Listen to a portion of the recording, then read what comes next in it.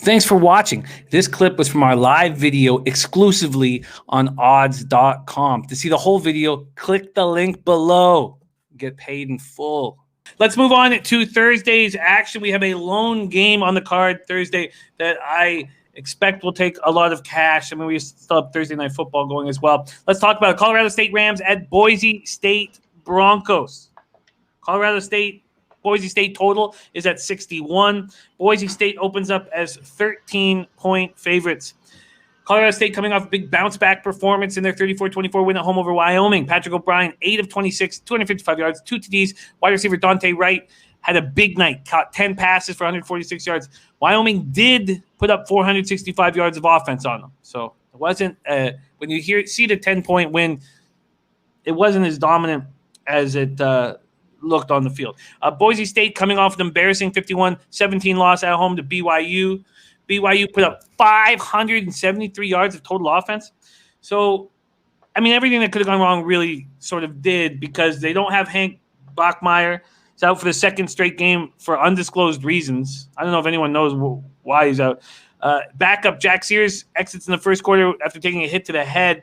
So that brought in two freshmen. So they had freshman Cade Fennigan, who was on a church mission last year, and walk-on Andy Peters. This guy just strolled on through the parking lot and fourth stringer and got in and threw 8 passes. Cade Fennigan was 15 of 26 for 182 yards, 2 TDs, 1 interception.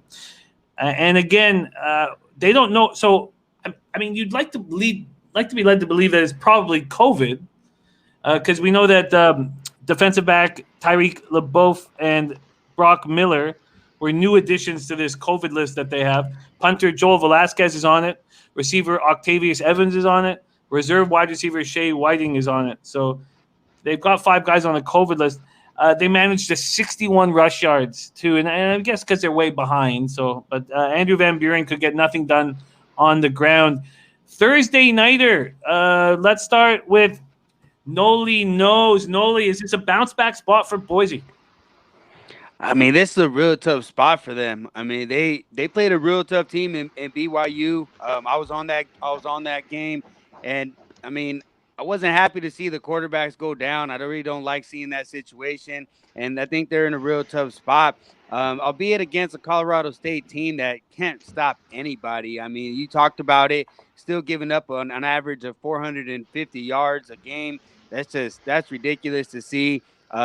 Again, Wyoming, I mean, they seem to only win at home, and so I guess that's what happened there against Colorado State. Because albeit you shouldn't have been losing by 10, putting up that many yards.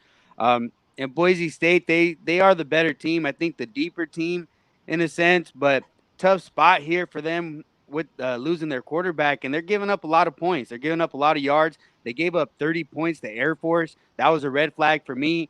So the defense really isn't clicking. I think it'll be tough spot for them to be laying 13 and a half here. Maybe trying to grab the points with Colorado State, but I'm not trying to do that with that awful defense. So I'll be off this game. I imagine over the next 72 hours, we're going to get a lot of information as to what is going on. What is the state of Boise State and COVID, and what's the state of their quarterback situation? Let's move over to John Ryan, Colorado State Rams, Boise State Broncos. Well, with the COVID aside, I think this is an opportunity to jump on Colorado State. Boise had their troubles. 2 freshmen, as you already mentioned. The score didn't teach us anything new about BYU either. We were talking last week in this matchup that Boise was a team that possibly could take them down. We had all kinds of questions about BYU because they really haven't played anybody yet, and they can go, the rest of the season without a loss now. But do we really know who they are? I certainly don't.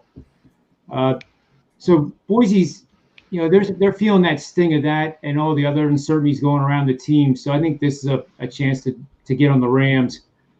And there's a system here that's gone 67% over the last 10 seasons. You bet against home favorites that are excellent offensive teams, and Boise by definition is, and that definition is more than 35 points per game. And that offense is coming off a loss of 24 or more points. So that's the sting part of the system. 45% of those games covered the spread by more than 7.5 points. So getting Colorado State, I think, is a pretty good opportunity.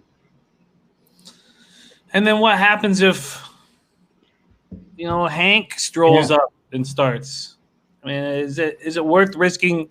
I mean, this is the type of situation where Hank could come in and save and change everything around, and that's the only concern.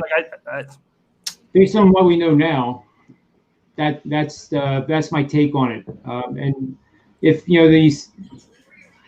I hate the word fluid situation because we hear that on TV far too much in many different arenas other than sports, but it is, and you really have to stay on top of the news, and we all do. So any news that would change the complexion of this game would take away from what I just said. Yeah, no, I hear you. It goes back to making the bets closer towards the game time day than just anticipating the line movement now. Yeah. Oh, I think that's well put. Let's go over to CMac, Colorado State, Boise State. Yeah, I think you wait on this game. I think the whole thing was, with Sears getting knocked out, that was just, and these guys, like you said, Jimmy, strolling in off a mission and, out of the backyard. They're horrible. I mean, if I know Sears is going to play, maybe I'd take Boise State. If he's out, I'd wait till they got a 14 and I'd take Colorado State and the 14 points if you could get it. But I want nothing to do with this game. I mean, I'll wait maybe till later in the week, but I'm passing. I don't think Sears gets out of concussion protocol in I don't think so either. So 5 days. I think the bigger chance is what the hell's going on with Hank?